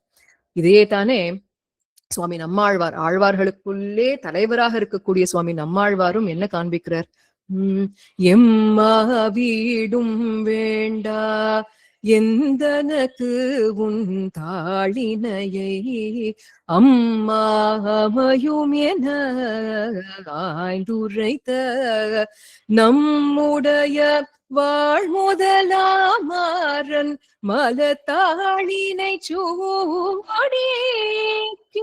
பயற்று நெஞ்சே கிழக என்று எம்மா வீடும் வேண்டான்னுட்டார். நம்மாழ்வார்கிட்ட இப்பதானே நம்ம எல்லாம் நம்மாழ்வாருடைய மோட்சம் அனுபவித்தோம் இல்லையா, திருவடி தொழில் அனுபவிச்சோமே. இப்போ நம்மாழ்வார்கிட்ட எம்பெருமான் கேட்கிறார், ஏன்னா இவர் கதர்றார், அவ்வளவு பாரிக்கிறார் இல்லையா, இந்தா பிடி மோட்சம் அப்படின்னாராம். நம்மாழ்வார் உடனே சொல்றாரு, இல்ல வேண்டாம் வேண்டாங்கிறாரு. என்னப்பா வேண்டாங்கிற, இவ்வளவு நேரம் மோட்சம் வேணும் இந்த லோகத்துல எனக்கு விற்க வேண்டான்னு தானே கேட்ட, அப்ப மோட்சம் இந்தா தரேன்னொன்னு இல்ல வேண்டான்ற. அப்போ மறுபடியும் எம்பெருமான் சரியா விழல போலன்னு சொல்லி வீடு தரேன், பெரிய பேரு தரேன்னார். மறுபடியும் ஆழ்வார் வேண்டான்னு. இல்லப்பா நன்னா கவனி, சாதாரண வீடு அல்ல, புருஷார்த்த லட்சண மோட்சணமாக இருக்கக்கூடிய பரமபதம், எம்மா வீடு தரேன், ஐஸ்வர்யம் கிடையாது, கைவல்யம் கிடையாது, பரமபதத்தையே உனக்கு தருகின்றேன்னு சொல்லும் பொழுது கூட ஆழ்வார் காது மூடிண்டு செப்பம் வேண்டாம் வேண்டாம் சொல்லாதுன்னுட்டார். ஏன் அப்படின்னா ஆழ்வாருக்கு என்ன திருவுள்ளம்னு கேட்டாக்க, ஆழ்வாருக்கு மோட்சம் எம்பெருமான் தன்னுடைய இச்சையினால் கொடுக்க வேண்டும். ஆழ்வார் கேட்டாங்கிறதுக்காக கொடுக்க கூடாது, அவன் இவருக்கு கொடுக்க வேண்டும் என்பதற்காக கொடுக்கணும்னு.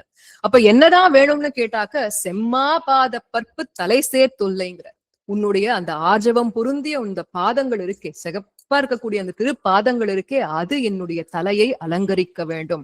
எப்படி அந்த ராஜகுமாரன் ஒரு ரத்னம் கிடைச்சா தனக்கு ஒரு ஆபரணமாக செய்து அலங்கரித்துக் கொள்வானோ, அதை போல ஞானிகளாக இருக்கக்கூடியவர்கள் எம்பெருமான் அப்படிங்கிற ரத்னம் கிடைத்தால் அதை தனக்கு ஆபரணமாக, எங்க ஆபரணமா வச்சுக்கணும், அந்த திருமுடியில அவன் அவன் திருவடியும் அவனுடைய தலைமுடியில இருக்கணும். அதுதான் ஆபரணம் இல்லையா? அதை கேட்கின்றார் இந்த இடத்துல. இது யார போல? பரதன் கேட்டானே, எனக்கு இந்த ராஜ்யம் எல்லாம் வேண்டாம், இந்த சாம்ராஜ்யம் அனைத்தும், இந்த பட்டாபிஷேகம் அனைத்தும் ராமபிரானுக்கு நடக்க வேண்டும். அப்ப எனக்கு என்ன வேணும்? சேஷத்வ சாம்ராஜ்யமான பாரதந்திர சாம்ராஜ்யமாக இருக்கக்கூடிய அவனுடைய திருவடிதான் என்னுடைய தலைமுடியை அலங்கரிக்க வேண்டும்னு கேட்டான். இந்த பெரிய கிரவுன் வைப்பாளே, அது எனக்கு வேண்டாம், ராமபிரானுடைய திருவடிகள் அலங்கரிக்கணும்னு கேட்டான். அதான் ரொம்ப அழகா ஸ்ரீமத் வால்மீகி ராமாயணத்திலே ஸ்லோகம், மே சாந்திஹி ந பவிஷ்யதி, எனக்கு இந்த சாந்திங்கிறது கிட்டவே கிட்டாது. யாவத், எப்ப வரைக்கும்னு கேட்டா, ந தாரயிஷ்யாமி சிரசா சரணோ பிராத்துஹு என்று எம்பெருமானுடைய அந்த ராஜமுத்திரை பதிந்த அவனுடைய அந்த திருவடியானது என்னுடைய தலைமுடியை அலங்கரிக்கும்படி எனக்கு சாந்தியே கிடைக்காது என்றான் பரதாழ்வான். அப்போ இதைத்தான் நம்முடைய ஆழ்வார்கள் காட்டுகின்றார்கள்னா, எம்பெருமான் அப்படிங்கிற அந்த ரத்னம் தான் நமக்கு வேணும். எம்பெருமானிடத்திலே உபாயத்துவ புத்தியை பண்ணக்கூடாது. அவனை ஒரு மீன்ஸா வச்சுண்டு, அவனை ஒரு உபாயமாக வச்சுண்டு அவனிடத்திலே எதுவும் கேட்கக்கூடாது. அவனிடத்திலே சென்று அவனே வேண்டும் என்பதை கேட்க வேண்டும். பிரயோஜனமாக பக்தியை செய்து உபேயத்துவ புத்தியுடன் இருக்க வேண்டும் என்பதை காட்டியதுதான் இந்த அற்புதமான பாசுரம். அப்பேற்பட்ட ஆழ்வார்கள் தான் நமக்கு உஜ்ஜீவனம். அவருடைய திருவடிகள் தான் நம்முடைய தலைமுடியை அலங்கரிக்க வேண்டும். அப்போ இதுதான் அடுத்த சாமியம், ரத்னத்துக்கும் எம்பெருமானுக்கும். இதிலிருந்து அடுத்த சாமியமாக இருக்கக்கூடியது, இந்த ரத்னத்தை பெறணும் அப்படின்னு வந்துடுத்து, ஆசை வந்துடுத்து அப்படின்னாக்க, இப்போ எங்கேயோ லௌகீகமா எடுத்துக்கலாமே, எங்கேயோ ஒரு நல்ல கடைக்கு போறோம், இல்ல டிவில எல்லாம் அட்வர்டைஸ்மெண்ட் வருது, அதெல்லாம் பாக்குறோம். பார்க்கும்போது ஆஹா, இந்த மாலை எவ்வளவு அழகா இருக்கு, எவ்வளவு அழகா அதை பதிச்சிருக்கா கல்லெல்லாம், இதை வாங்கணுமேன்னு ஒரு ஆசை வந்துடுத்துன்னா, அது வாங்குற வரைக்கும் நமக்கு தூக்கம் இருக்காது. வாங்கிய பின்பு அதை பத்திரமா பொக்கிஷமா பாதுகாக்கணுமேனு அதை நினைச்சும் தூக்கம் இருக்காது இல்லையா?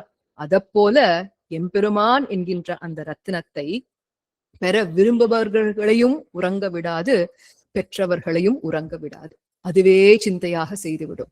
எப்படின்னாக்க, ஒரு மும்மூட்சுவாக இருக்கக்கூடியவன் திருவிருத்தத்திலேயே சுவாமி நம்மாழ்வார் அருளுகின்றார் இல்லையா?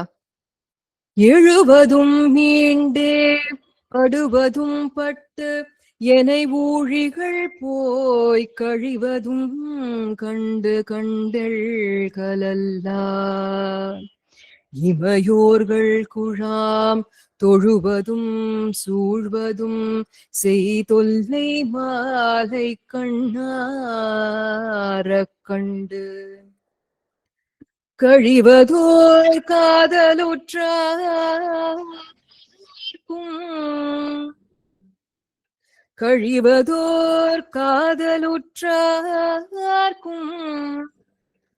உண்டோ கண்கள் துஞ்சுத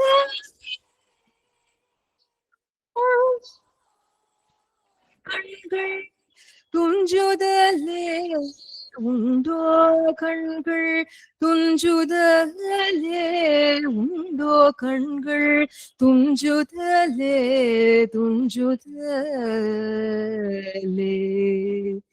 என்று எம்பெருமானை பெரும் வரை ஐயோ காலம் வீணா போயிட்டே இருக்கேன் அப்படின்னு கதற வைக்கும்.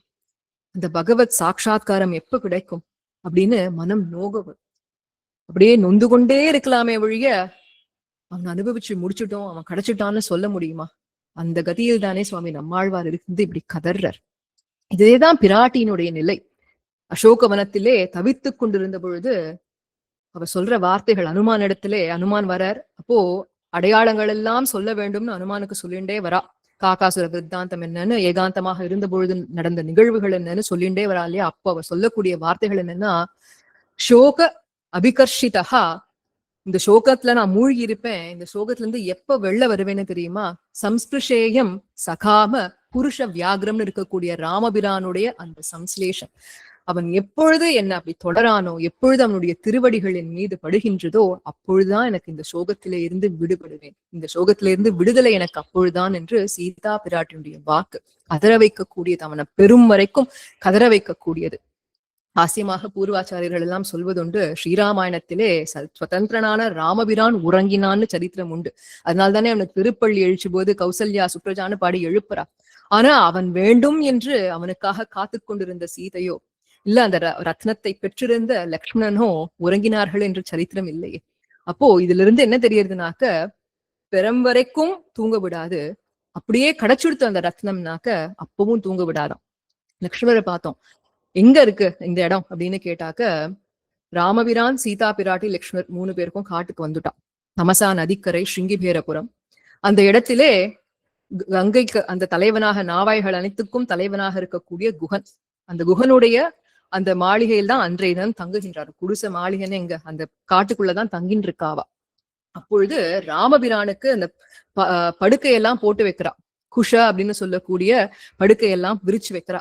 அந்த புல்லு மேல ராமபிரான் சயனித்து கொண்டிருக்கான், சீதா பிராட்டை சயனித்து கொண்டிருக்க, ராமபிரானுக்கு என்ன தீங்கு வந்து விடுமோ என்று அஞ்சி அஞ்சி லக்ஷ்மணர் ராமரை சுத்திண்டே காவல் காத்து கொண்டிருந்தாராம். காவல் சோர்வற்று, அதான் பார்த்தோமே, ரத்னத்தை பெற்றாலும் உறக்கம் இல்லைன்னு பார்த்தோம் இல்லையா, அப்படி சுத்திண்டே வந்துட்டு இருக்க.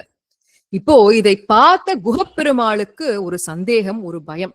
அவருக்கு என்னன்னா, ஒரு தம்பி பரதாழ்வானுக்கு ராஜ்யம் வேண்டும் என்று ராமபிரான காட்டுக்கு அனுப்பிச்சாலே, அதே போல இந்த லக்ஷ்மணனுங்கிற ஒரு தம்பி தனக்கு ராஜ்யம் வேண்டும்ங்கிற ஆசையினாலே ராமபிரானை இங்கு கொன்று விட்டு மறுபடியும் அயோத்தியாவுக்கு சென்று ராஜ்யத்தை செய்தால், இதெல்லாம் லக்ஷ்மணனை பத்தி தெரியாது, பரதனை பத்தி தெரியாது அந்த நிலையில இருக்கக்கூடிய குகன். அதனால ராமபிரானுக்கு லக்ஷ்மணனால் என்ன தீங்கு வந்து விடுமோ என்று அஞ்சி அஞ்சி லக்ஷ்மணன் சுத்தின்னு இருக்க, அதை சுத்தி சுத்தி இவர் மறுபடியும் வந்தாராம்.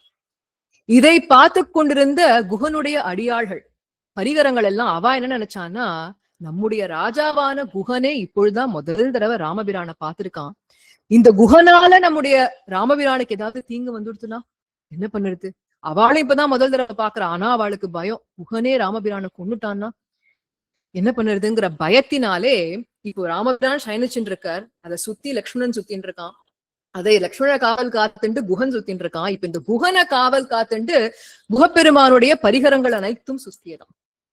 இதைத்தான் ரொம்ப அழகா ஸ்ரீவச்சன பூஷணத்திலே சுவாமி பிள்ளை லோகாச்சாரியார் சொல்றார். இளைய பெருமாளை ஸ்ரீ குகப்பெருமாள் அதிசங்கை பண்ண, இருவரையும் அதிசங்கை பண்ணி ஸ்ரீ குகப்பெருமாள் பரிகரம் பெருமாளை நோக்கிற்றே அப்படிங்கிறார். ஏன் அப்படின்னா இதற்கு என்ன காரணம், ஒரு நாள் முகத்திலே விழித்தவர்களை வடிவழகுபடுத்தும் பாடாயிற்று இது என்று எம்பெருமானுடைய அந்த வடிவழகும் அவனுடைய வைலட்சண்யமும் அவனுடைய விசேஷமும் அவனுடைய குணங்கள் எல்லாம் இப்படித்தான் படுத்தும். அவனை பார்த்துட்டா வேற எதுலயுமே மனசு போகாது, அவனை பொக்கிஷமாக காத்துக்கணும்னு அந்த எம்பெருமான் ரத்னமாக பெற்ற பின்பும் அவனை ரட்சித்துக் கொண்டே இருப்பார்கள். அதனால்தானே உரகல் உரகல் உரகல் ஒன்சுடர் ஆழியே சங்கேன்னு மங்களாசாசன பலர் வயிறு பிடித்து மங்களாசாசனம் செய்யக்கூடிய சுவாமி பெரியாழ்வாரும் யாரும் தூங்கிடாதீங்க நித்திய சூரிகளுக்கு கட்டளை இடுறார். நித்திய சூரிகளே சதா பஷ்யந்தி சூரியகான்னு அனிமிஷர்களாக கண்ணை ஒரு இப்படி கூட பண்ணாம சொட்டாம அப்படியே பார்த்துட்டு இருக்கக்கூடியவர்கள், கண் கொட்டாமல் இருக்கக்கூடிய அவர்களுக்கே இவர் கட்டளை இடுறார். அப்போ இந்த ரத்னத்தை பெற்றுவிட்டாலும் அவ்வளவு ஏற்றம் ஒருவரை உறங்க விடாது.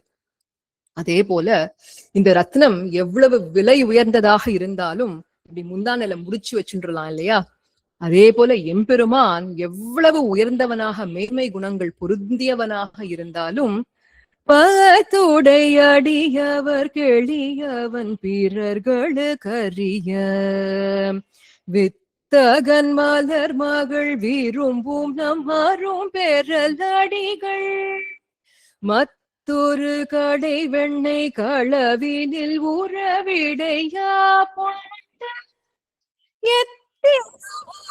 பொன்னோடு இணைந்திருந்தேங்கிய எளிவே என்று அவனுடைய அடியவர்களுக்கு எளியவனாக மாறிவிடுவான். பற்றுடைய அடியவர்கள், பற்று பற்று அப்படின்னாக்க ஏதோ அப்படி கர்மஞான பக்தி யோகம் எல்லாம் பண்ணி சதா சர்வ காலம் அவனை நினைச்சுண்டு ஜபம் பண்ணிட்டு இப்படியெல்லாம் இருக்கணும்னு அவசியம் இல்லையா. இச்சை அப்படிங்கிற ஒரு பற்று இருந்தா போதும், எனக்கு உன்னை பிடிக்கும்பா, உன்னை நான் சென்றடைய வேண்டும்னு இப்படி ஒரு இச்சை, அந்த இச்சையை மட்டுமே அதிகாரமாக டிசைர்னு சொல்றோமே, அது இருந்தாலே போதும். எம்பெருமான்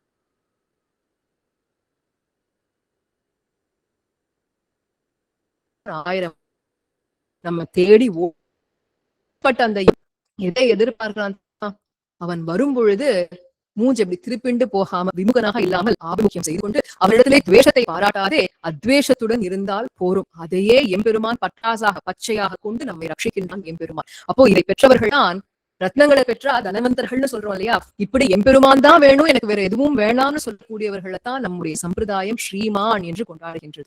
பொதுவாகவே ஸ்ரீனாக்க லட்சுமிகரம் பெற்றவர்கள் அர்த்தம். ஸ்ரீமான்னு யாரு சொல்றோம்னாக்க எம்பெருமானே வேண்டும் என்று வந்து விபீஷண ஆழ்வான் தியக்த்வா புத்ரா தாராமகான்னு எல்லாரையும் தொலைத்துட்டு எம்பெருமானே வேணும்னு வந்து நின்னவர். அவர்தான் ஸ்ரீமான்னு கொண்டாடுறது ஸ்ரீமத் வால்மீகி ராமாயணம். அதே போல லக்ஷ்மணோ லக்ஷ்மி சம்பன்னஹா என்று லக்ஷ்மணரை கொண்டாடுறது. ஏன்னா சதா சர்வ காலமும் எனக்கு ராமர் தான் வேணும், நீ எந்த பெரிய பட்டாபிஷேகம் பண்ணி எனக்கு எந்த பெரிய ராஜ்யம் கொடுத்தாலும் வேண்டான்னு ராமர் பின்னாடியே வந்தார் இல்லையா? அப்போ இதான் ஸ்ரீமத்வம். எப்படி ரத்னத்தை பெற்றால் தனவந்தன் ஆகின்றானோ எம்பெருமானை பெற்றால் எம்பெருமானே வேண்டும் என்று சொல்லக்கூடியவர்களுக்கு தான் அந்த ஸ்ரீமத்வத்தையும் தருகின்றது. அப்பேற்பட்ட அந்த எம்பெருமான் அவர்களுக்கு எப்பொழுதும் எளியவனாக இருக்கின்றான். அர்ஜுனனுக்கு எவ்வளவு காரியங்கள் எல்லாம் செய்தான்னு நம்ம பாக்குறோம். ஆனால் அதே எம்பெருமானிடத்திலே விமுகனாக அவன் வேண்டான்னு கிளம்பிட்டானா பிறர்களுக்கு அரிய வித்தகனாக இருக்கின்றான் எம்பெருமான். இதோட கிட்டத்தட்ட நம்ம இப்போ 8 சாமியங்களை பார்த்துட்டோம். அதற்கு மேல இன்னும் 2 சாமியங்கள் தான். அதாவது ரத்னத்தை இழந்து விட்டோம்னு சொன்னான். இப்போ பெற்ற ரத்னம் மதிப்பு தெரியறது, ஸ்ரீமத்வம் கிடைச்சிடுத்து, தனவந்தர் ஆயிட்டார். ஆனா அதே ரத்னம் தொலைஞ்சு போயிடுத்துன்னா, லாக்கர்ல இருந்து தொலைஞ்சு போயிடுத்து, ஆத்துல வச்சுட்டு இருக்கான், திருடன் வந்து தூக்கிட்டு போயிட்டான் அப்படின்னாக்க எவ்வளவு வருந்துவார்கள், கதறி கதறி அழுவா, எங்கெல்லாமோ போய் கம்ப்ளைண்ட் கொடுப்பா, எப்படியாவது கிடைக்காதான்னு தேடி தேடி ஓடுவார்கள் இல்லையா? அத போல எம்பெருமான் என்னும் ரத்னத்தை இழந்தாலும் கதறி கதறி அழப்பண்ணும்படியாக இருக்கும். எங்க பார்க்கலாம்? இதே ஸ்ரீமத் வால்மீகி ராமாயணத்திலே வரதாழ்வானுடைய சரித்திரம் என்ன, தசரதனுடைய சரித்திரம் என்ன. இழவுக்கு உறுப்பு இந்த தசரதன்னு சொல்லி ராமபிரானை பிரிந்த மாத்திரத்திலேயே உயிரும் போச்சு தசரதனுக்கு. அதற்கு மேலாக பெருமாள் திருமொழியிலே சுவாமி குலசேகர ஆழ்வார் அவர்கள் தசரதனுடைய நிலையிலே இருந்து கொண்டு அதே போல தேவகியினுடைய நிலையிலே இருந்து கொண்டும் அந்த ரத்னத்தை இழந்தால் எவ்வளவு ஒரு தவிப்பு இருக்கும்னு காண்பிக்கிறார் இல்லையா?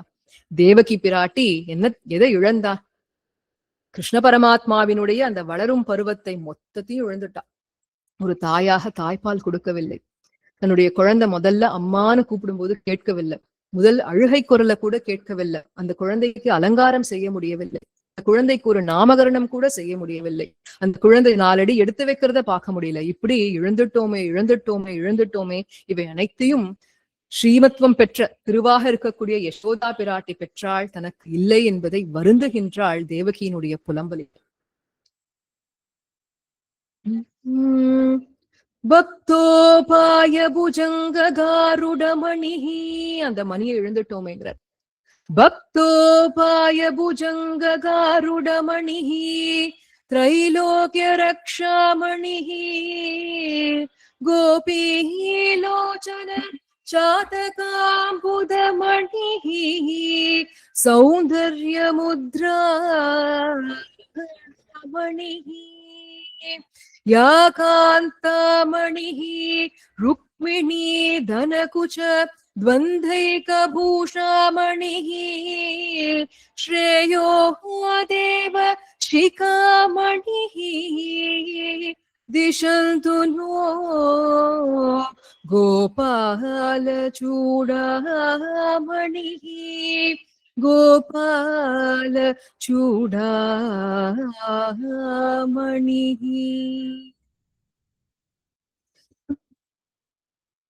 மருவும் நின் திருநெற்றியில் சுட்டி அசைதர மணிவாயிடை முத்தம் தருதலும் உந்தன் தாதையை போலும் வடிவு கண்டு கொண்டுள்ளம் உள்குளிர விரலை செஞ்சிருவாயிடை சேர்த்து வெகுளியாய் நின்றுரைகி குமவுரையும் திருவிலேன் ஒன்றும்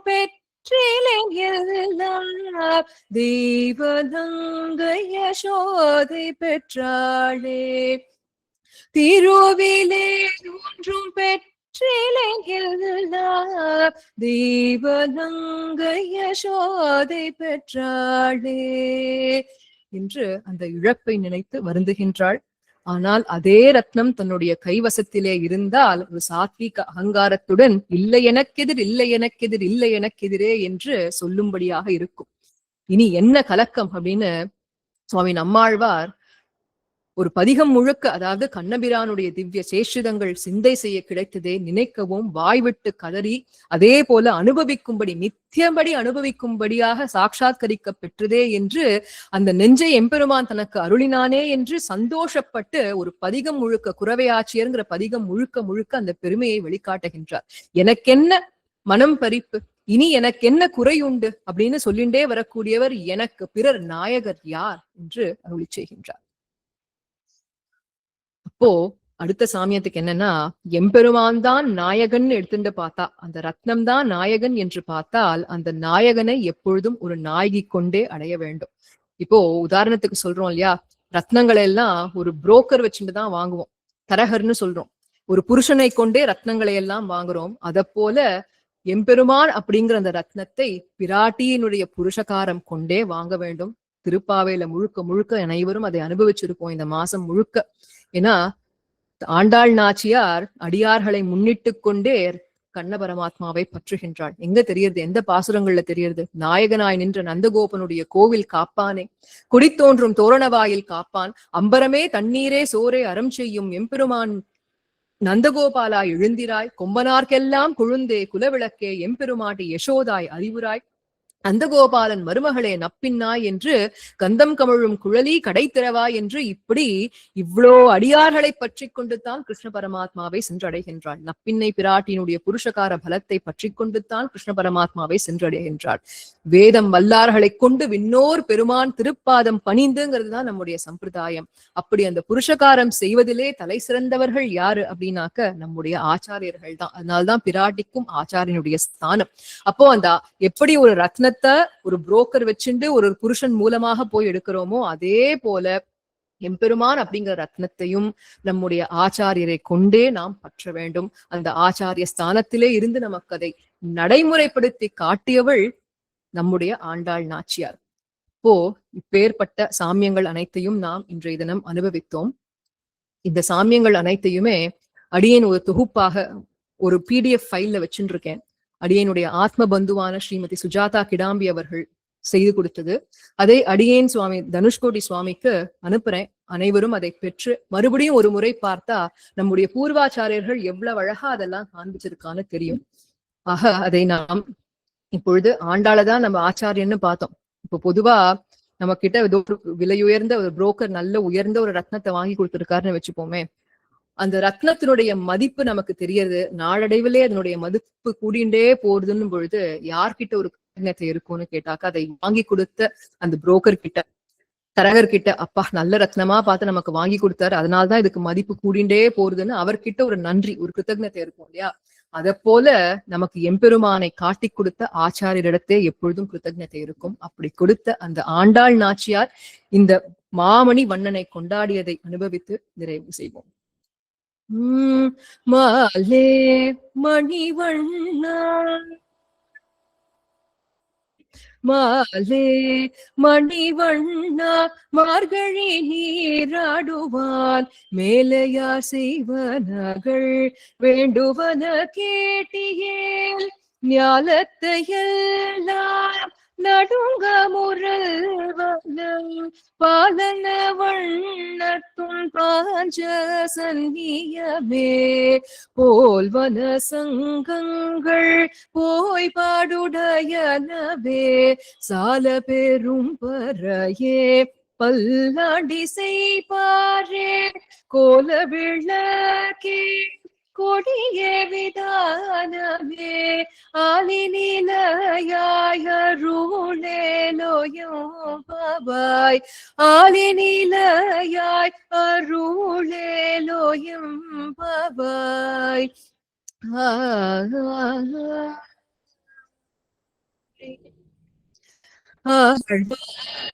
எம்பெருமானார் ஜீயர் திருவடிகளே சரணம் சரணம்.